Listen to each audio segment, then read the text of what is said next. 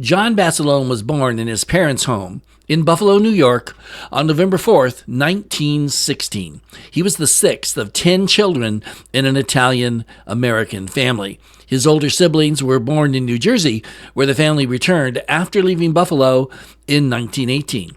Basilone attended St. Bernard Parochial School in Ratland, and after completing middle school at the age of 15, went to work as a golf caddy at a local country club, foregoing high school. Basilone enlisted in the United States Army in July of 1934 at the age of 17. His first posting was with the 16th Infantry Regiment at Fort Jay, New York, before being discharged for a day, re-enlisting, and then being assigned to the 31st Infantry Regiment. I have no idea why he had to do that, but he did. He completed the final 2 years of his enlistment serving in the Philippines, where he was a champion boxer, earning the ring nickname Manila John. He was discharged from the Army in 1937 with the rank of private. After Basilone returned to the United States, he worked as a truck driver in Reisterstown, Maryland. After a few years, he had the desire to return to the Philippines, where he had enjoyed life as a soldier, and he believed that he could get there faster by serving in the Marine Corps than the Army. So Basilone enlisted in the Marine Corps on July 11th, 1940, in Baltimore, Maryland. He attended boot camp at Marine Corps Recruit Depot, Parris Island, followed by training at Quantico and New River. His first posting was Guantanamo Bay, Cuba, in September of 1940. In January of 1941, Basilone was assigned to D Company, 1st Battalion, 7th Marine Regiment, 1st Marine Division, and was promoted to corporal in May. In January of 1942, he was promoted to sergeant and arrived in the Pacific in May as part of a Marine detachment sent to defend Samoa. On September 18, 1942, the 7th Marine Regiment landed on the island of Guadalcanal. On October 24th, during the battle for Henderson Field, Basilone's 1st Battalion, under the command of Lieutenant Colonel Chesty Puller, came under attack by a regiment of about 3,000 soldiers from the Japanese Sendai Division, using machine guns, grenades, and mortars against the American heavy machine guns. Basilone commanded 2 sections of machine guns in D Company, which fought for the next 2 days until only Basilone and 2 other Marines were left standing. As the battle went on, ammunition became critically low, despite their supply lines having been partially cut by enemies who had infiltrated into the rear. Basilone fought through hostile ground to resupply his heavy machine guns with urgently needed ammunition. Basilone moved an extra gun into position and maintained continual fire against the incoming Japanese forces. He then repaired and manned another gun, holding the defensive line until relief finally arrived. When the last of the ammunition ran out shortly before dawn on the second day, Basilone, using his pistol and a machete, held off the Japanese soldiers attacking his position. By the end of the engagement, Japanese forces opposite the Marine lines had been virtually annihilated. For his actions during the battle, Basilone received the United States military's highest award for valor, the Medal of Honor. After the battle, Private First Class Nash W. Phillips of Fayetteville, North Carolina, recalled this from the battle. Quote, Basilone had a machine gun on the go for 3 days and nights without sleep, rest, or food. He was in a good emplacement and causing the Japanese lots of trouble, not only firing his machine gun, but also using his pistol, unquote. Basilone was formally awarded the Medal of Honor during a ceremony on May 21st, 1943, and on June 1st he was promoted to platoon sergeant. Here's how his Medal of Honor citation reads. For extraordinary heroism and conspicuous gallantry in action against enemy Japanese forces above and beyond the call of duty while serving with the 1st Battalion, 7th Marines, 1st Marine Division in the Lunga area, Guadalcanal, Solomon Islands, on the 24th and 25th of October, 1942. While the enemy was hammering at the Marine defensive positions, Sergeant Basilone, in charge of 2 sections of machine guns, fought valiantly to check the savage and determined assault in a fierce frontal attack, with the Japanese blasting his guns with grenades and mortar fire. One of Sergeant Basilone's section, with its gun crew, was put out of action, leaving only 2 men able to carry on. Moving an extra gun into position, he placed it in action, then, under continual fire, repaired another and personally manned that one, gallantly holding the line until reinforcements arrived.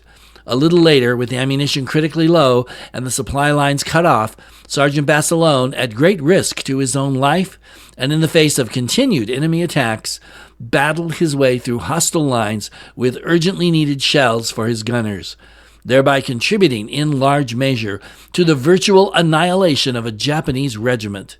His great personal valor and courageous initiative were in keeping with the highest traditions of the U.S. Naval Service, unquote.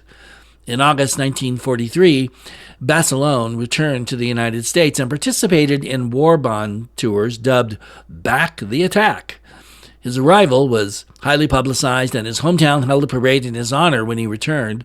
The homecoming parade occurred on Sunday, September 19th, and drew a huge crowd with thousands of people, including politicians, no surprise there, celebrities, and, of course, the national press. The parade made national news in Life magazine and Fox Movietone News.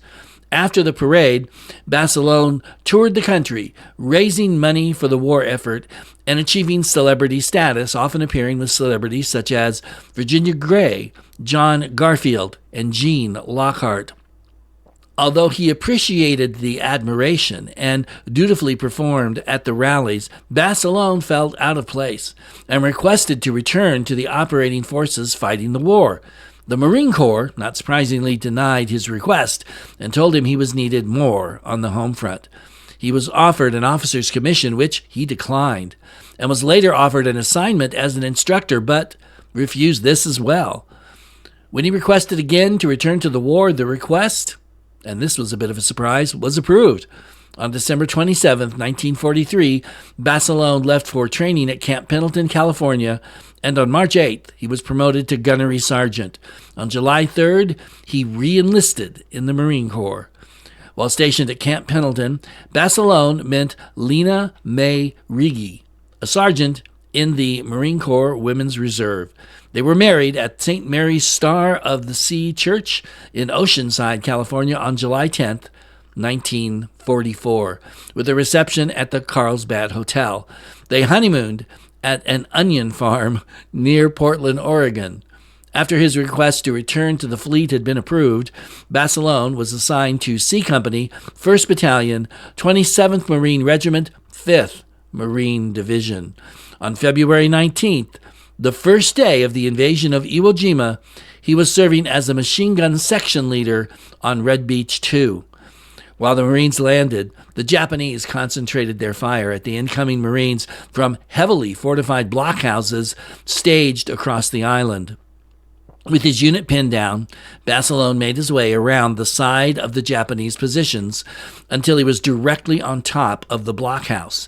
Getting one of his former trainees from Camp Pendleton, Chuck Tatum, to provide suppressing machine gun fire, Basilone then attacked the blockhouse with grenades and demolitions and directed a flamethrower squad onto it, almost single-handedly destroying the entire strongpoint and its defending garrison.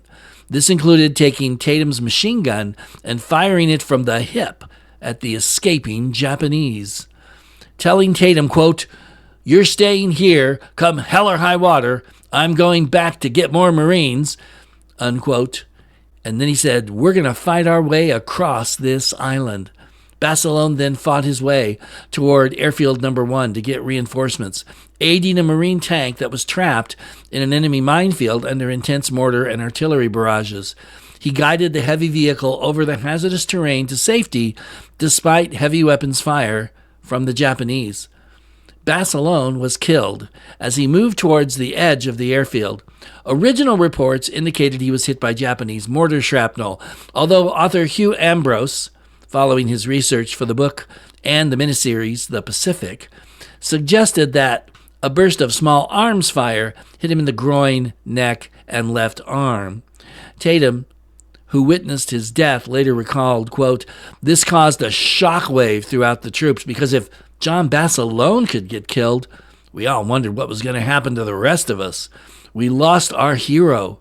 His wife lost her husband. His mother, father, and brother lost their son and brother, and America lost its number one hero," close quote. Basilone's actions helped the Marines penetrate the Japanese defense and get off the landing beach during the critical early stages of the invasion. Basilone was posthumously awarded the Marine Corps' second highest decoration for valor, the Navy Cross, for his extraordinary heroism during the battle for Iwo Jima. Basilone was initially buried in a makeshift grave on Iwo Jima. In April of 1948, his remains were recovered at his family's request and reburied at Arlington National Cemetery in Arlington, Virginia. His widow, Lena M. Basilone, died on June 11, 1999, aged 86, and is buried at the Riverside National Cemetery in Riverside, California. Lena's obituary notes that she never remarried and was buried still wearing her wedding ring. Basilone's Medal of Honor and his Navy Cross are now exhibited at the National Museum of the Marine Corps. John Basilone was the only enlisted Marine to receive both the Medal of Honor and the Navy Cross in World War II. Basilone has received many posthumous honors, including having base streets, military facilities, and 2 United States destroyers named in his honor. Basilone would gain renewed attention as one of the main characters in the 2010 television miniseries The Pacific, which if you haven't seen it, you need to do yourself a favor and go watch it, in which he was portrayed by John Seda. John Basilone was a good man, an incredible warrior. Let us give thanks for men such as these, and let us pray for peace, that no one ever again has to sacrifice like this. Thank you so much for watching. We really appreciate it. Right over here, you're going to see the QR code to my other podcast, which is called Tales from the Script. It's about history and the Bible and how they go together, and you just might be surprised. So be sure and check that out. Until next time, thank you again. God bless you. Please give me a subscribe if you can, and a thumbs up would be awesome. Till next time, take care.